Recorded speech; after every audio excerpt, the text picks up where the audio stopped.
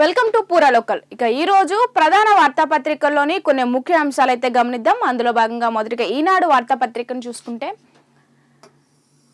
మహా విషాదం, రన్వేపై దిగుతుండగా కూలిన విమానం. ఇక మహారాష్ట్ర ఉప ముఖ్యమంత్రి అజిత్ పవార్ దుర్మరణం. మరో 4 మృత్యువాత బారామతి విమానాశ్రయం వద్ద దుర్ఘటన. ఇక పొగమంచు కారణంగానే విషాదం, రాష్ట్రపతి ప్రధాని దిగ్భ్రాంతి. ఇకపోతే కనుక నిన్న ఉదయం సమయంలో బారామతి వెళ్తున్న ఈ యొక్క ఫ్లైట్ ఏదైతే ఉందో, మహారాష్ట్ర ఉప ముఖ్యమంత్రి అజిత్ పవార్ ప్రయాణిస్తున్న ఈ విమానం ఎమర్జెన్సీ ల్యాండింగ్ అవుతున్న సమయంలో ఈ యొక్క దుర్ఘటన అనేది చోటు చేసుకుందని చెప్పాలి. ఇందులో భాగంగా ఇటు అజిత్ పవార్ గారితో పాటు మరొక 4, అంటే ఇటు పైలట్ అలాగే ఆయన వెనుకున్న సెక్యూరిటీ మెంబర్స్ అందరూ కూడా చనిపోయిన పరిస్థితి అయితే నిన్న చోటు చేసుకుందని చెప్పాలి. ఇక మరొక వార్తను చూసుకుంటే, విమాన రంగంలో పెట్టుబడులకు సువర్ణావకాశం. ఇక వింగ్స్ ఇండియా 2026 వేదికగా ప్రధాని పిలుపు. ఇక మనం చూసుకుంటే, ఇది సరికొత్త బోయింగ్ 787-9 డ్రీమ్ లైనర్ విమానం అంట. ఇక ఎయిర్ ఇండియా బుధవారం బేగంపేటలో ప్రారంభమైన వింగ్స్ ఇండియా 2026 ప్రదర్శనలో ఆవిష్కరించింది. ఇక ఈ సందర్భంగా కేంద్ర పౌర విమానయాన శాఖ మంత్రి రామ్మోహన్ నాయుడు విమానాన్ని సందర్శించి భారతీయ సంస్కృతిని ప్రతిబింబించేలా అంతర్జాతీయ ప్రమాణాలతో రూపకల్పన చేసినట్లు పేర్కొన్నారు. ఇక ఈ యొక్క వింగ్స్ ఇండియాకి సంబంధించి నిన్నటి నుంచి ప్రదర్శన అయితే ఇక బేగంపేటలో అయితే స్టార్ట్ అవడం జరిగింది. ఇక మరొక వార్తను చూసుకుంటే, దేశమే అన్నిటికన్నా మిన్న, భద్రత ఐక్యత స్వావలంబనలో ఒక్కటిగా ఉందాం.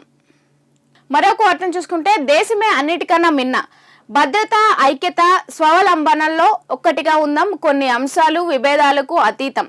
ఇక గాంధీ, నెహ్రూ, అంబేద్కర్ అలాగే విశ్వసించారు.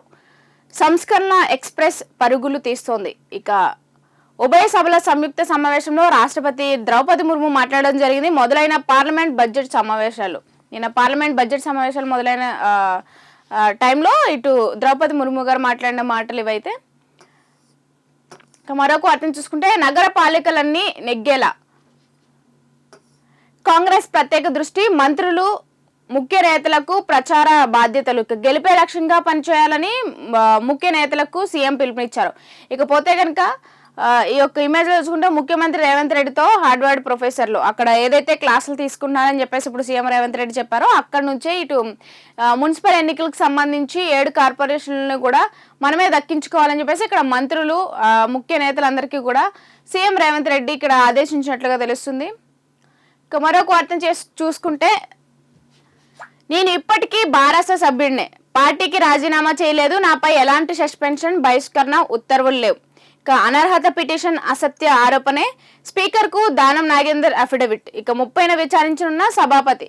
ఇకపోతే కనుక ఏదైతే బీఆర్ఎస్ పార్టీ నుంచి దానం నాగేందర్ బయటకు వచ్చేసారని చెప్పిన తర్వాత పార్టీ ఫిరాయింపు కేసు పెట్టడం జరిగిందో, దానిలో భాగంగానే నేను ఇంకా ఏ పార్టీ మారలేదు, నేను ఇప్పటికీ బీఆర్ఎస్ లోనే ఉన్నానని చెప్పేసి చెప్పడం జరుగుతుంది. ఇటు స్పీకర్ కి అఫిడవిట్ కూడా ఇచ్చారని చెప్పేసి చెప్తున్నారు. ఇక మరొక వార్తను మనం గమనిస్తే, మత్తు ఇంజెక్షన్ ఇచ్చి తల్లిదండ్రుల హత్య, కులాంతర వివాహానికి అడ్డొస్తున్నారని కుమార్తె ఘాతుకం. ఇక వికారాబాద్ జిల్లా యాచారంలో దారుణం.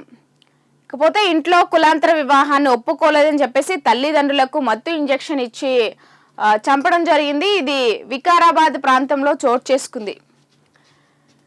ఇక మరొక వార్తను చూసుకుంటే, మైక్రో బ్రూవరీల్లో అక్రమాలకు తెరలేపిన సర్కార్, హరీష్ రావు ఆరోపణ. ఇక రాష్ట్రంలో మైక్రో బ్రూవరీల ఏర్పాటుకు 110 అప్లికేషన్లు వచ్చాయని, వీటి దరఖాస్తు దశల్లోనే ముడుపులు స్వీకరిస్తూ ప్రభుత్వం అక్రమాలకు తెరలేపిందని బారాస శాసనసభాపక్ష ఉపనేత ఇక హరీష్ రావు ఆరోపించారు. తెలంగాణ భవన్లో బుధవారం ఆయన మీడియాతో ఇష్టాగోష్ఠిగా మాట్లాడారు. ఇక అబ్కారీ శాఖలో అవినీతి జరుగుతుంది, 21 మైక్రో బ్రూవరీలను కట్టబెట్టేందుకు ఆదేశాలు ఇచ్చినట్లు తెలుస్తుంది. ఇక మరొక వార్తను చూసుకుంటే, సారలమ్మ ఆగమనం. ఇక కన్నెపల్లి నుంచి తీసుకొచ్చిన పూజారులు, మంత్రులు సీతక్క, అడ్లూరి. ఇక మేడారంలో గద్దెలపై కొలువైన సారలమ్మ, పగిడిద్దరాజు, గోవిందరాజు. ఇక సమ్మక్క రాక నేడు. ఈ రోజు నిన్న స్టార్ట్ అయిన ఏదైతే సమ్మక్క సారలమ్మ జాతర ఉందో, దానిలో భాగంగా నిన్నటి వరకు కూడా ప్రోగ్రామ్ ముగిసినట్టుగా తెలుస్తుంది. మళ్ళీ రేపు అంటే ఈరోజు సమ్మక్క రాకను కూడా తీసుకొచ్చి గద్దెపైన నిలబెట్టబోతున్నారని చెప్పేసి చెప్తున్నారు. ఇక ఇందులోనే కొన్ని చిన్న వార్తలు అయినప్పటికీ కూడా చాలా ముఖ్యమైన వార్తలుగా చూసుకోవాలి మనం. ఏదైతే ఇప్పుడు మున్సిపల్ ఎన్నికల వస్తున్న తరుణంలో బీఆర్ఎస్ మాత్రం చాలా స్ట్రాంగ్గా పనిచేయాలనే ఉద్దేశంతో చూస్తుందనే చెప్పాలి. ఎందుకంటే ఇప్పటివరకు ఏదైతే జూబ్లీ హిల్స్ ఎలక్షన్స్లో ఓడిపోవడం జరిగింది, అలాగే సర్పంచ్ ఎలక్షన్స్లో కూడా కొంచెం కాంగ్రెస్ కంటే తక్కువ వచ్చిన తరుణంలో ఇప్పుడు బీఆర్ఎస్ పార్టీని ముందుకు తీసుకెళ్లాలనే దృష్టితో గెలుపు గుర్రాలనే నిలుపుదాం, కార్పొరేషన్లపై బారాసా కార్యాచరణ. ఇక ఇప్పటికే నిర్వహించిన సర్వేల ఆధారంగా వ్యూహాలు. ఇప్పటికే సర్వేలు నిర్వహించి ఆ ప్రాంతాల్లో ఎవరిని నిలబడితే స్ట్రాంగ్గా గెలుస్తారనే ఆలోచనలో కూడా ఉన్నారు. ఇక సర్వేలే ప్రామాణికం, గెలిపే ప్రాధాన్యం, కార్పొరేషన్లపై భాజపా దృష్టి. ఇక మున్సిపల్స్లో తొలి రోజే నిన్న ఒక్కరోజే 902 నామినేషన్లు కూడా నమోదయ్యాయి అంటున్నారు. ఇక అనుమానమే లేదు, అది కల్తీ నెయ్యి. శ్రీవారి లడ్డూ ప్రసాదం తయారులో వినియోగించారు, అభియోగ పత్రంలో సిట్ వెల్లడి. ఇక మరొక వార్తాపత్రికను మనం చూసుకుందాం. ఆంధ్రజ్యోతి చూసుకుంటే గద్దెపైకి సారలమ్మ, ప్రశాంతంగా పూర్తయిన మేడారం జాతర తొలిఘట్టం. ఉదయం నుంచి సారలమ్మ గుడిలో పూజలు, సాయంత్రం బయలుదేరిన కన్నెపల్లి కల్వపల్లి. ఇక అడుగడుగున భక్తుల నిరాజనం. కన్నెపల్లి నుంచి మేడారం దాకా 2 కిలోమీటర్ల మేర బారులు, డోలు వాయిద్యాలతో సాంప్రదాయ నృత్యాలు. ఇక శివ మూగిన వేలాది మంది మహిళలు. ఇక నేడు గద్దెపైకి సమ్మక్క తల్లి, పూర్తయిన ఏర్పాట్లు. అలాగే మరొక వార్త, మహారాష్ట్ర డిప్యూటీ సీఎం అజిత్ పవార్ దుర్మరణానికి సంబంధించి ఇక బంగారం ధరల కోసం చెప్పాల్సిన అవసరమే లేదు. ఇక గత కొన్ని నెలల నుంచి ఈ యొక్క బంగారం ధరలు అనేవి రోజు రోజుకు పెరుగుతూనే వస్తున్నాయి. అందులో భాగంగా చూసుకుంటే ఇటు బంగారంతో పాటు వెండి కూడా, కిలో వెండి ధర 4 లక్షలకి చేరుకుంది. ఏకంగా 28 రోజుల్లో 1.44 లక్షల పెరుగుదల. ఇక బంగారం కాయిన్ల స్టాక్ లేదు. కొనుగోళ్లకు బంగారం వెండి ధరల పరుగులతో కొనుగోలుకు పోటీ. కొన్నాళ్ళుగా ఈ యొక్క బంగారం వెండి ధరలకు అయితే కనుక చాలా పోటీ పడుతున్నారు. ఎందుకంటే ధరలు పెరిగిపోతున్న భయంతో సామాన్యులు మళ్ళీ కొనలేమని చెప్పేసి, అలాగే ఇటు ఎవరైతే వ్యాపారస్తులు ఉన్నారో ఇన్వెస్ట్మెంట్ పెట్టేవాళ్ళు వాళ్ళంతా కూడా ఇప్పుడు పెడితే బెటర్, తర్వాత ఇంకా పెరిగే అవకాశం ఉంది కాబట్టి మంచి లాభాలు సాధించవచ్చు అనే ఉద్దేశంతో ఈ యొక్క బంగారం మీద ఇన్వెస్ట్మెంట్లు పెడుతున్నారు. ఇక వెండి అయితే అనుకోని విధంగా ఈ యొక్క 28 రోజుల్లోనే, అంటే ఒక నెల రోజుల్లోనే 1.44 లక్షల రూపాయలు అనేది పెరిగిందని చెప్పేసి చెప్తున్నారు. ఇక ఏదైతే వికారాబాద్ జిల్లాలో చోటు చేసుకుంది, ప్రియుడితో పెళ్లి వద్దంటున్నారని తల్లిదండ్రుల హత్య, మత్తు ఇంజెక్షన్ ఇచ్చి ప్రాణాలు తీసిన కూతురు. ఇక నర్సుగా తను పనిచేసిన ఆసుపత్రి నుంచి ఇంజెక్షన్ తీసుకొచ్చింది. ఇక మరొక వార్తను మనం చూసుకుంటే, వేలాపాల లేకుండా లాగిన్, అర్ధరాత్రి తెల్లవారుజాము, పండుగలు సెలవు రోజులు, ఎప్పుడంటే అప్పుడు లావాదేవీలు, అనుమానాస్పద భూముల రిజిస్ట్రేషన్ వివరాలు డిలీట్. ఇక 12 అవకతవకలను గుర్తించిన ధరణి ఫోరెన్సిక్ ఆడిట్. ఇక ప్రాథమిక నివేదికలో విస్తుపోయే అంశాలు వెలుగులోకి. సిరిసిల్ల, సిద్దిపేట జిల్లాల్లోనే భారీగా అవకతవకలు, ధరణి అక్రమాలపై సిఐడి విచారణకు సర్కారు యోచన. ఇకపోతే కనుక ఈ యొక్క భూముల యొక్క రిజిస్ట్రేషన్ సంబంధించి ఈ యొక్క ధరణి యాప్లో ఎప్పటికప్పుడు లాగిన్ అవుతూ, అలాగే కొన్ని 12 అవకతవకలను అయితే గుర్తించారని చెప్పేసి అంటున్నారు. అందులో రిజిస్టర్ అయిన వివరాలను కూడా కొన్ని డిలీట్ కూడా చేశారంటున్నారు. సో దానికి సంబంధించి సిఐడికి విచారణకి ఇచ్చే అవకాశాలు అయితే కనిపిస్తున్నాయి. అడ్డగోలుగా ప్రభుత్వ భూములను రిజిస్ట్రేషన్ చేసేశారు. భూములను రిజిస్ట్రేషన్ చేయించుకున్న వివరాలు గుట్టు చప్పుడు కాకుండా డిలీట్ చేశారు. ఇలా ధరణి పోర్టల్లో అనేక అవకతవకలు జరిగినట్లు ఫోరెన్సిక్ ఆడిట్ ప్రాథమిక నివేదిక అనేది ఇచ్చినట్లుగా తెలుస్తుంది.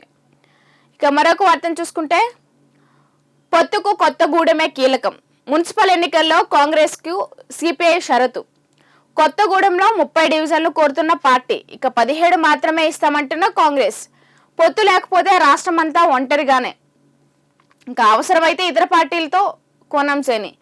సిపిఎం బీఆర్ఎస్ పరస్పర సహకారం. ఇకపోతే మున్సిపల్ ఎన్నికలకు సంబంధించి యొక్క కొత్తగూడెం ప్రాంతంలో ఏ పార్టీతో పొత్తు చేసుకోవాలని చెప్పేసి చూస్తున్నారు. ఇక ఆ పార్టీలో ఏదైతే అక్కడ ఆ ప్రాంతంలో 60 డివిజన్లు ఉండగా 30 డివిజన్లు మాత్రం ఇక్కడ సిపిఎంకి అడిగినట్లుగా అయితే తెలుస్తుంది. ఇక మరొక వార్తను చూసుకుంటే,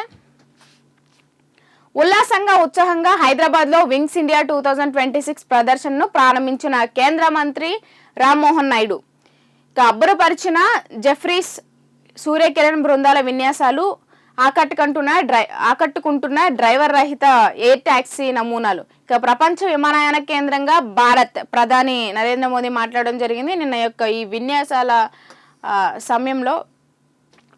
సాక్షి వార్తా పత్రికను కూడా ఒకసారి మనం గమనిస్తే ఇందులో కూడా ప్రధాన వార్తలుగా సమ్మక్క సారలమ్మ యొక్క జాతరకు సంబంధించి మాట్లాడడం జరుగుతుంది. ఘనంగా ప్రారంభమైన మేడారం జాతర, కన్నెపల్లి నుంచి గద్దెను చేరిన సారలమ్మ. ఇక దారి పొడవునా భక్తుల పోర్లు దండాలు, జయ జయ ద్వానాలతో భక్తి పారవస్యం. ఇక సారలమ్మ వెంట మంత్రులు సీతక్క, లక్ష్మణ్ అధికారులతో కలిసిన నృత్యాలు. ఇక మరొక వార్తను చూసుకుంటే అంతా బాబు దుష్ప్రచారమే, రాజకీయ రాద్ధాంతమే. ఇక కొవ్వు కలవలేదు. తిరుమల శ్రీవారి లడ్డు ప్రసాదంపై చంద్రబాబు దుష్ప్రచార కుట్ర బెడిసికొట్టింది. ఇక ప్రపంచవ్యాప్తంగా కోట్లాది మంది శ్రీవారి భక్తుల మనోభావన దెబ్బతీసిన టీడీపీ కూటమి కుతంత్ర విఫలమైంది.